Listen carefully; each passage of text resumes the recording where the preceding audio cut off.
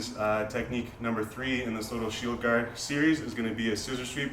We're actually going to go over 2 variations on ways to execute this sweep.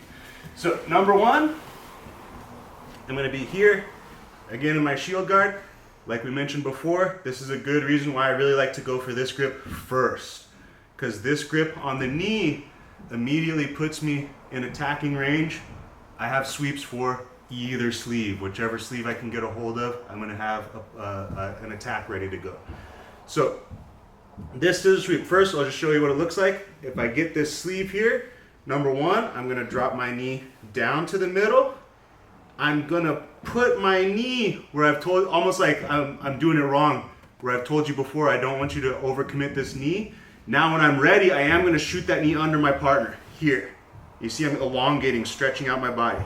Then I kick my shin to sweep my partner over. From here, you can try, there's a cool looking finish where I'm going to post, I'm going to slide across my partner and end up inside control on the far side. But that's typically not the one we're going to want to go for.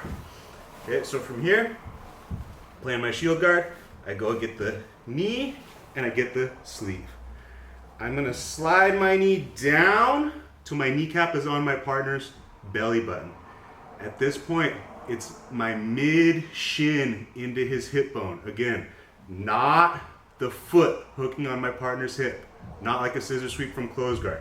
It's my mid shin in my partner's hip bone. From here, I pull on the grips really strongly as I commit my knee under my partner. Ideally, I would want this knee coming to my hip. Okay, so now my partner has no post on this side. As I continue to pull on the grips, I kick just like I did when we shuck for the back, like I'm trying to kick straight past my partner. It doesn't take a lot of power to bring my partner down to the mat. From here, usually, instead of trying that fancy finish to the far side, I just don't want to get caught in single leg X. You see I'm so close here, yes, to single leg X. I don't want to come up and just have to get swept again right after that from his single leg X guard. So usually I'm going to step back and start to come up. Okay, from here, you know, you could maybe get like an X-Pass style finish, but usually you're going to be coming up, you know, he's going to be framing, yeah, and we're just going to end up with our sweep points here. Okay? So from here, one more thing to be aware of that actually adds a surprising little bit of extra power is this bottom leg. I'm going to kind of try to scoop my partner's foot up in a little U shape back this way behind me. Okay, so I'm here. For this one, I drop to the belly button, I pull my partner's knee to my hip, and as I kick him over with my left leg, kicking my shin into his hip, I'm going to pick up my right heel to the ceiling. Okay, this right here actually adds a surprising little bit of power to the finish of the sweep. Step back, come up, and start working my finish here. Okay. Now, this way that I'm showing right now is a little more timing based, a little more opportunistic in its execution, where it's kind of a quick one where I'm going to take advantage of my partner's leaning like too far away from me. Okay, or he has his base shifted away too much away from me. Now, there's a way to do it that is a little more powerful. You can kind of insist on a little bit more, but it's not as quick, in my opinion. So from here, I have the same grips. Now, I'm going to make sure my shin is actually going way high up in my partner's armpit. And what I'm going to do now is I'm going to pull, and I'm going to start to look down to the mat and get on my shoulder, so my hips are actually completely off of the mat. And now my kick goes downwards, like my toes to the mat. Okay, and then again, I'm going to step back, keep my grips here, and start working for my finish. Okay, so same sweep. Okay, or a variation of the same sweep, but now a couple of the details are almost reversed. This leg going way high up into my partner's armpit. Okay, so I have this pant leg grip, grab my partner's sleeve. This one, I don't have to move this knee as much. True? Yeah? Okay. This is my friend Eric's specialty, this sweep. Okay, so he taught me this one. So this one, you'll notice he could almost be posted here and hardly move, I pull myself up on my shoulder, and now I can kick my partner down to the mat. I don't have to hit my grips as much. Step back, start working my finish there.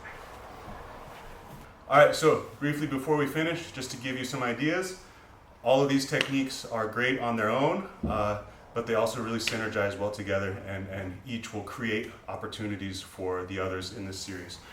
So for example, when I'm here working my shield guard, okay, I have number one, shucking up to make my underhook and working on that sweep, right? I have, when he engages his weight tightly to me, I can't get under him, he's exposed to this sweep, okay, the tip over sweep. When he starts to base far away from me, he starts to get exposed to the scissor sweep, right? Now, let's say, for example, I go scissor, he engages his weight to me, I switch sides right into the tip over. Vice versa, I'm trying to drive him over me, he throws his weight the other way, I can chase him with the scissor.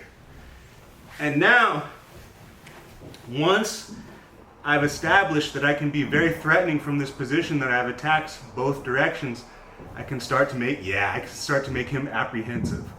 So after I've attacked a couple of these, he's doing a good job defending both ways. Naturally, without him realizing it, his weight is going to start to come off of my shield. And it's all the way back to number one. Okay? So there are many more options we can go over, and we'll go over in a later series on this shield guard attacks. But I like to start with three, right? Left, right, and basically straight up the middle when you make them a little bit apprehensive, right? Hope you like it. Thank you.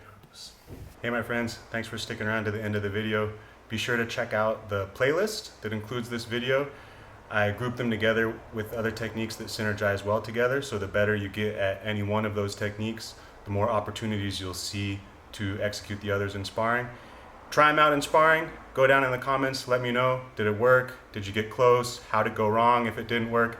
I can help you troubleshoot them. And also, please feel welcome to put down in the comments any techniques or concepts you might like to see me cover in the future. Thank you.